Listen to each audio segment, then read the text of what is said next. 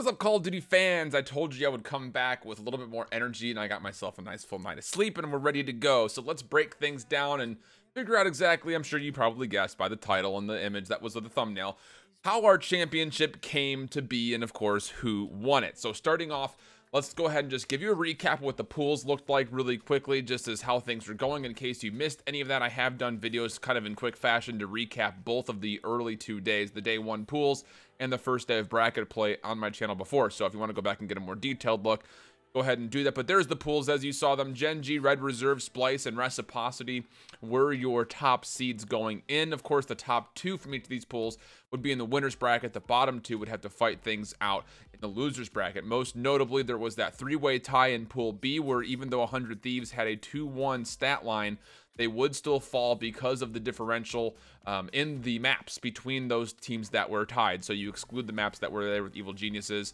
You figure out the map differentials from there, and that's how you get your tiebreaker. 100 Thieves are on the short end of the stick there, so they would be in the loser's bracket. And Optic Gaming and United in Pool D, that pool of death, would also be starting off in the loser's bracket. And so let's actually go back and take a look at the winner's bracket. Of course, LG and Gen G, that was the real kind of big barn burner in the first round, as that one would go a very competitive full 5-game set from before. Splice and Denial also went 5, but you can see the results as they pick up on your screen. LG and E6, Splice and Red, and those games were actually pretty convincing in the second round of the winner's bracket. So it'd be LG and Splice. It'd be where we leave things off as far as kind of figuring out who will be our winner's bracket finalist into the grand final and who will drop down to the loser's bracket, which is where we're going to spend most of our time. Take a look back at that loser's bracket. Again, just notable games from before. 100 Thieves and E United matched up against each other. 2 giants fighting it out in the losers round 1. E United just having a terrible luck of the draw, getting that Pool D, and then also being the team that unfortunately pulled 100 Thieves after their 2-1 loss out of the top 2 spots in their group. That's pretty tough. And a 3-1 score there favoring 100 Thieves. They'll move through. In the second round, a very good set versus Gen G and Optic near the bottom. And Reciprocity, as they fell down from the winner's bracket, would be starting on their monster 5-game set kind of stint that they had. Everything was just about 5 games for them almost the entire way through the entire tournament. They got a lot of work out from Dylan, that's for sure. If you didn't have enough practice before the event, you'll definitely have enough post the event. And that, again, that Optic Gen G game was really, really good. Obviously, Greenwall a little bit disappointed on their only top 12 finish. But again, I don't think that is really too disheartening, because Gen G's, I would say, was one of the strongest teams here. And then you saw what happened in the end of the losers bracket from the first day. Heretics on 100 Thieves, that was an easy one for 100 Thieves. And then Reciprocity able to clutch out against Gen G on Dylan's birthday. Also, mind you, a clutch 1v2 in the last search and destroy to give Dylan and the rest of Reciprocity the win. And then we saw, again, here's what we were left with, and this is where we would start the day. Enigma 6, 100 Thieves, Red Reserve, and Reciprocity. And Enigma 6, 100 Thieves, the biggest storyline from here was that 100 Thieves was smoking Enigma 6. I mean, they were putting them to bed very, very quickly throughout this entire set. The first hard point was very convincing, a 250, I believe it was to 173. I think that was the first one on Arsenal. Yeah, that was what it was. And then you saw them start to go up. It was a 5-1 on payload before the stream on Charlie would just go black, essentially. Went to a we will be right back screen, and we were all kind of left wondering what exactly was going on. Priestah threw up on stage mid-tournament. I don't know what he was combating illness-wise, but he had to go get checked out by the EMTs. And fortunately for 100 Thieves, Pharaoh was in Fort Worth with them. You know, they kept saying fortunate that this was the case. Here's the thing. So Pharaoh, obviously being their sub, would come into play. But my question mark was, if Pharaoh wasn't there, what happens? Because what should happen is 100 Thieves should have been disqualified. Because you can't use Crowder. He's not on the active player roster. Your player roster can only be 6 players big. And for a lot of these CWL teams, their subs don't travel with them. Like Zuma, I don't think was there for Optic, who they, you know, kind of conversations after the roster period were kind of obviously up in the air. And then things like Shocks for Red Reserve, and I don't even know if Dens was there for Reciprocity. And there were other instances where like Pander, who's the sub for Midnight, was playing with Cyclone in the open division. Here's my little rant on this before we finish things off. Substitutes need to be treated like substitutes in the CWL. You should not be able to play for another team in a different bracket. That's kind of like saying like, oh, I'm the 6th man on a basketball team, or a better reference, you know, I'm the 10th guy on the roster list for a baseball team. Let's say I play for the Yankees, but I'm kind of warmed the bench. I don't get to just go play for the Red Sox minor league team because I'm not starting for the Yankees. You know what I mean? Like, it just seems strange that they were put in this position in the first place, and teams generally put themselves in this position in the first place and don't lock their players to, hey, we're at an event, you come with us. Like, that's the way that goes. You don't just get to go play in the open. I don't know. I'm on a little bit of a rant. I know that there's probably a lot of opinions. If you have an opinion on it, please let me know, because honestly, I would have been interested to see what CWL was going to do if Pharaoh wasn't there. If they would they have let Crowder play? He's not on the active roster list, so I think Enigma 6 would have had a pretty logistical battle when it comes to the rule set. When it comes to, you have to use players on your active roster. Regardless, I digress. Pharaoh comes through and actually plays pretty well. They finish off the Search and Destroy 6-1. Then they would go to Control on Frequency was where they would play it, which has not been the worst map for 100 Thieves, but not the best either. And Pharaoh actually played relatively decent throughout. The biggest problem for 100 Thieves with Pharaoh is the fact that he's not a very strong SOG player. That was one of the biggest issues that 100 Thieves was having at the beginning of the year. Kenny wasn't doing well at the SOG with Enable. He went over to Maddox, and Pharaoh switched things over. That wasn't working well. Then Priestah came into the mix, and that solved all their problems. So Enable really struggled a lot because he was the guy going in trying to be the entry fragger every time. He struggles in that role kind of, you know, differently than Priestah because he's very good in that role. So Enable wouldn't be able to have the support that he needed to play the SOG, and the 3 Maddox setup that was being used by 100 Thieves was not so great on the Control. They would be able to come back and win the hard point though, so they would win this set 3-1 as you see it. And then the bottom side, Reciprocity and Red Reserve, this was a very good set between the two of them. It was a split hard points, split Search and Destroys, and the Control went to round 5. This was the one I would definitely recommend going back and watching. The Search and Destroys were actually blowouts.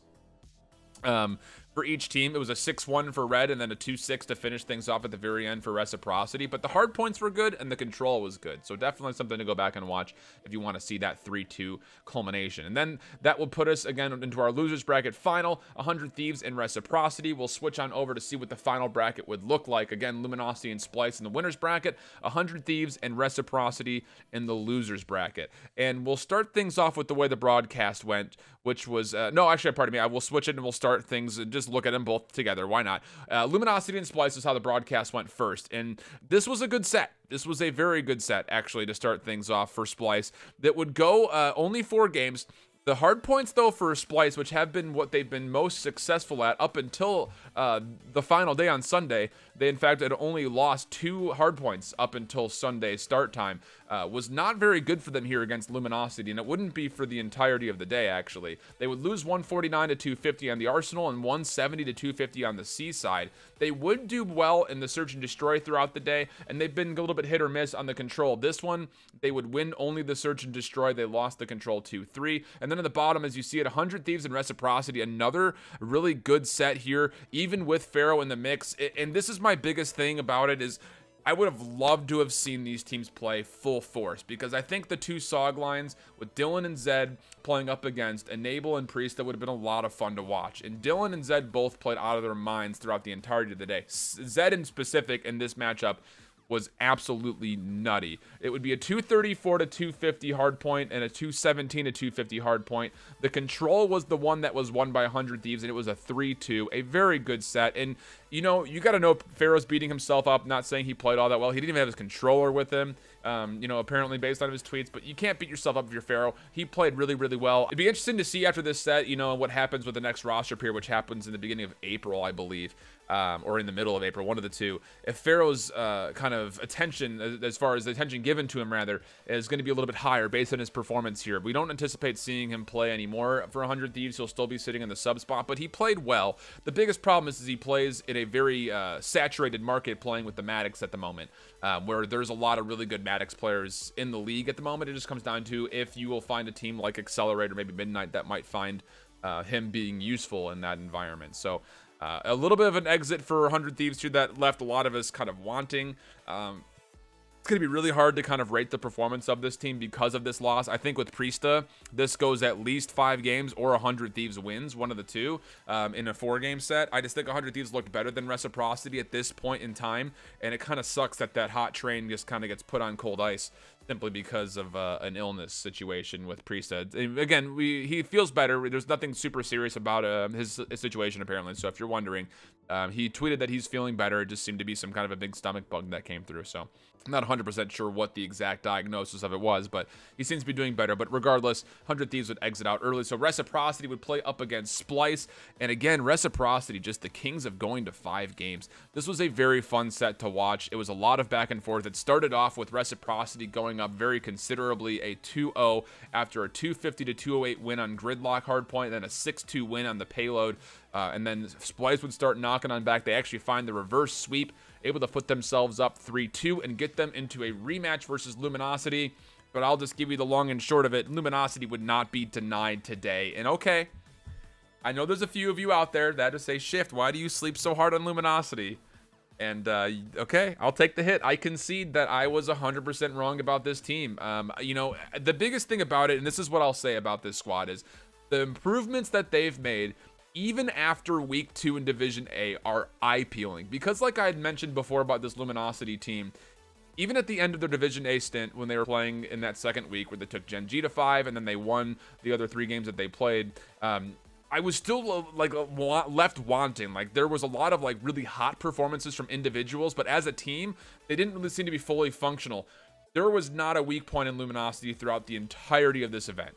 And I don't know what it is about Luminosity on these big event stages, but they play at a whole nother level. I don't know if it's because they feel like the stakes are higher, so they play a little bit at a higher level. I don't know. Maybe they just rise to the occasion. But this team that we saw throughout Fort Worth was not the same team that we saw in the 2 weeks of divisional play. And yes, I am now a full-on firm believer of all 5 players in Luminosity. Everybody played well throughout the entirety of this tournament.